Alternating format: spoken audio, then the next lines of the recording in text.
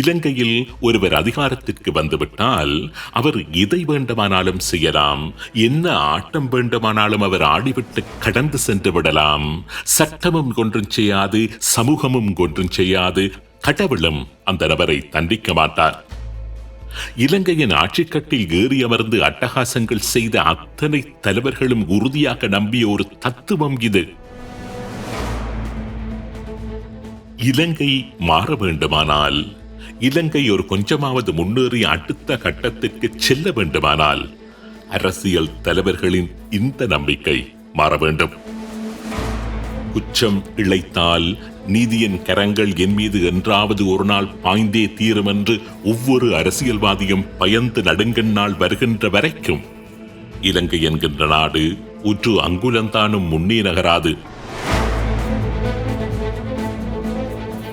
இன்று இந்த நிகழ்ச்சியில் இலங்கையின் ஒரு முக்கியமான காலகட்டத்தில் ஊழல் புரிந்ததாக குற்றம் சுமத்தப்பட்ட கோட்டாபாய ராஜபக்ச என்கின்ற ஒரு அரச தலைவர் பற்றி பார்க்க இருக்கின்றோம்.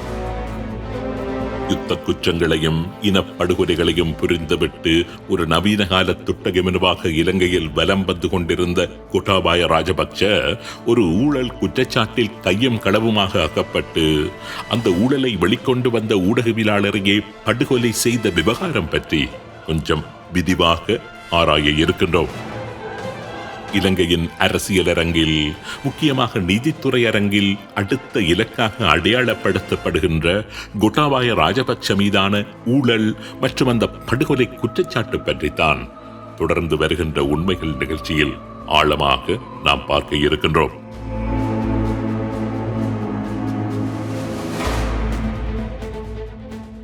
அந்த ஊடகவியலாளரின் பெயர் லசந்த விக்ரமதுங்க. லசந்த மணிலால் விக்ரமதுங்க இலங்கையின் தலை சிறந்த ஊடகவியலாளர், சிறந்த ஒலிபரப்பாளர், மனித உரிமை செயற்பாட்டாளர். இலங்கையில் மிக மும்முரமாக யுத்தம் நடைபெற்றுக் கொண்டிருந்த சந்தர்ப்பத்தில் 2009 ஆண்டு ஜனவரி மாதம் 8ஆம் தேதி லசந்த விக்ரமதுங்க கொழும்பில் வைத்து சுட்டுக் கொல்லப்படுகின்றார்.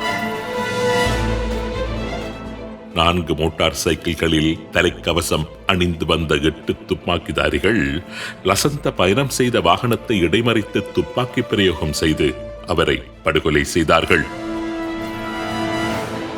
வழமை போலவே ஆரம்பத்தில் ஊடகவியலாளர் லசந்தவை புலிகளே படுகொலை செய்ததாக ராஜபக்ச அரசாங்கம் விசாரணைகளை முடிப்பதற்கு முயன்றது.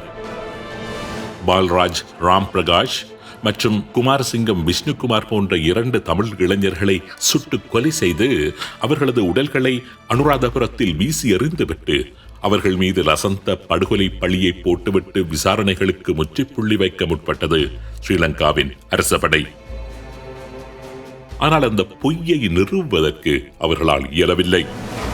வவுனியாவில் இருந்து சட்டிக்குளம் சென்று கொண்டிருந்த அந்த 2 தமிழ் இளைஞர்களையும் ஸ்ரீலங்கா ராணுவத்தினர் கைது செய்ததையும், அவர்கள் இருவரனது கைகளையும் கண்களையும் கட்டி ராணுவ வாகனங்களில் அவர்கள் ஏற்றிக் கொண்டு செல்லப்பட்டதையும் பல பொதுமக்கள் சாட்சி பகர்ந்ததை தொடர்ந்து ராணுவத்தின் அந்த முயற்சி படு தோல்வியில் முடிந்தது. லசந்த விக்ரமதுங்க மீதான படுகொலை குற்றச்சாட்டு நேரடியாக கோட்டாபாய ராஜபக்ச மீதே சுமத்தப்பட்டது. இலங்கையின் ஊடகத்துறை, சர்வதேச மனித உரிமைகள் அமைப்புகள், ராஜதந்திர வட்டாரங்கள் லசந்த விக்ரமதுங்கவின் படுகொலை குற்றச்சாட்டு சுற்று விரலை நேரடியாக அப்பொழுது ஸ்ரீலங்கா படைத்துறை செயலாளராக இருந்த கோட்டாபாயவின் மீதே நீட்டியிருந்தார்கள்.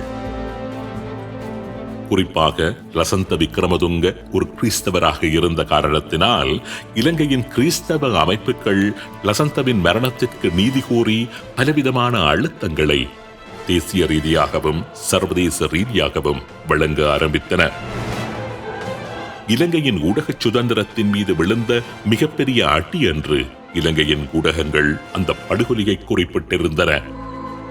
லசந்தவின் படுகொலைக்கான பொறுப்பினை அரசாங்கமே ஏற்றுக்கொள்ள வேண்டும் என்று எடிட்டர்ஸ் கில்ட் என்கின்ற இலங்கையின் பத்திரிகை ஆசிரியர் சங்கம் குற்றம் சுமத்தியிருந்தது.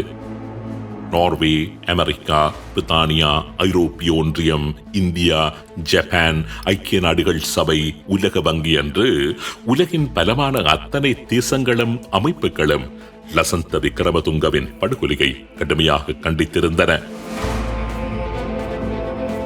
கோட்டாபாயவின் கீழ் செயற்பட்ட ட்ரிப்போலி குழுவினரே லசந்த விக்ரமதுங்கவை படுகொலை செய்ததாகவும் அதற்கான உத்தரவை கோட்டாபாய ராஜபக்சவே வழங்கியதாகவும் பின்னாட்களில் இந்த படுகொலையை விசாரணை செய்த ஸ்ரீலங்காவின் குற்றப்புலனாய்வு திணைக்களம் தெரிவித்திருந்தது. ஸ்ரீலங்காவின் வான்படைக்கு உக்ரைனிடம் இருந்து மிகோயான் MiG-27 யுத்த விமானங்களை கொள்வனவு செய்வதில் ஊழல்கள் இடம்பெற்றதாகவும் அந்த ஊழலில் கோட்டாபாய சம்பந்தப்பட்டிருந்ததாகவும் லசந்த விக்ரமதுங்க தனது சண்டே லீடர் பத்திரிகையில் குற்றச்சாட்டுகளை முன்வைத்திருந்தார். அந்த குற்றச்சாட்டுக்கள் தொடர்பான விசாரணைக்காக லசந்த நீதிமன்றத்தில் முன்னிலையாவதற்கு சில தினங்கள் இருந்த நிலையில்தான் அவர் படுகொலை செய்யப்பட்டார். லசந்த விக்ரமதுங்கவின் படுகொலை, அந்த படுகொலையின் பின்னணியில் என்ன நடந்தது, குற்ற புலனாய்வு பிரிவினரின் விசாரணைகளில் என்ன நடந்தது, அந்த விசாரணைகளில் கோட்டாபாய எப்படி சிக்கினார், இப்படி பல விடயங்களை தொடர்ந்து வருகின்ற சில உண்மைகள் நிகழ்ச்சிகளில் விரிவாக நாங்கள் ஆராய இருக்கின்றோம். குற்றப்புலனாய்வு பிரிவினரின் விசாரணை பொறிமுறைகளில் இருந்து கோட்டாபாய எப்படி தப்பித்தார் என்றும் பார்க்க இருக்கின்றோம். அவன்கார்டு என்கின்ற மிதக்கும் ஆயுத கப்பல் தொடர்பாக கோட்டாபாய மீது சுமத்தப்பட்ட ஊழல் குற்றச்சாட்டுகள் பற்றியும் விரிவாக ஆராய இருக்கின்றோம்.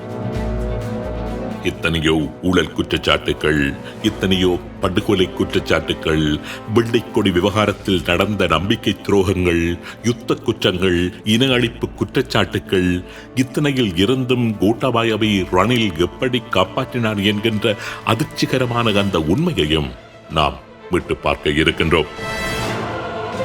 யாழ் மாவட்ட நாடாளுமன்ற உறுப்பினர் ரவிராஜை படுகொலை செய்வதற்காக கருணா குழுவுக்கு 50 மில்லியன் நிதியை கோட்டாபாய வழங்கியதான குற்றச்சாட்டுகள் பற்றியும் விரிவாக ஆராய இருக்கின்றோம்.